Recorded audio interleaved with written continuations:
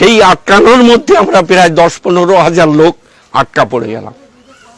আটকা পড়ে যাওয়ার পরে একটা মাঠের মধ্যে আমাদের বসালো, বসে বলছে তোমাদের কাছে যা যা আছে তোমরা সেইগুলো এই মাঠে জমা দাও, জমা দিয়ে তোমরা পাকিস্তানে থাকলেও থাকতে পারো, ইন্ডিয়ায় গেলেও যেতে পারো।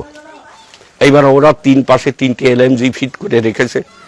আমরা ওই 10-15 হাজার লোক এক জায়গায় গন্ডির মধ্যে আসি, আর সব লোক দৌড়াচ্ছে, কিন্তু আমরা আর দৌড়াতে পারিনি, আমরা ওই জায়গায় আটকা পড়ে গেছি।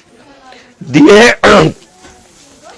LMG ফিট করার পরে আমাদের অর্ডার হলো তোমাদের কাছে যদি কোনো মারণ অস্ত্র কিছু থাকে তাহলে তোমরা এই মাঠে জমা দাও।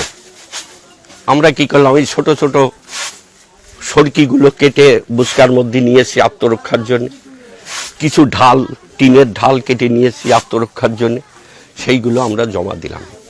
জমা দেওয়ার পরে আমাদের বলল আপনারা এখানে থাকলেও থাকতে পারো, ইন্ডিয়ায় চলে গেলেও যেতে পারো। তখন আমাদের মনে একটা বল এলো যে আমরা বোধহয় বেঁচে গেলাম। যখনই আমাদের ওই কথা বলল, বলার সঙ্গে সঙ্গে আমরা ওখান থেকে ছুটতে আরম্ভ করলাম পশ্চিম দিকের উদ্দেশ্যে। এই পশ্চিম দিকের উদ্দেশ্যে ছুটতে যখন আরম্ভ করলাম, পেছন দিয়ে ব্রাশ ফায়ার আরম্ভ হয়ে গেল। ব্রাশ ফায়ার করতে আরম্ভ করলো পাকিস্তানি সেনারা, লাশের পর লাশ পড়তে লাগলো। দৌড়াচ্ছি, লাখ ট্রাই, যার লাগবে সে মরবে, আর যে বেঁচে থাকবে সে যেতে পারবে। আমার এতটা সমান রক্ত হয়ে গেল লাশের পরে পা দিয়ে। মেয়েরাও সেই একই অবস্থা, প্রসাব হয়ে যাচ্ছে, বাচ্চাটা ফেলে দিয়ে নারীটা ধরে দৌড়াচ্ছে, ওগো আমাকে নিয়ে যাও।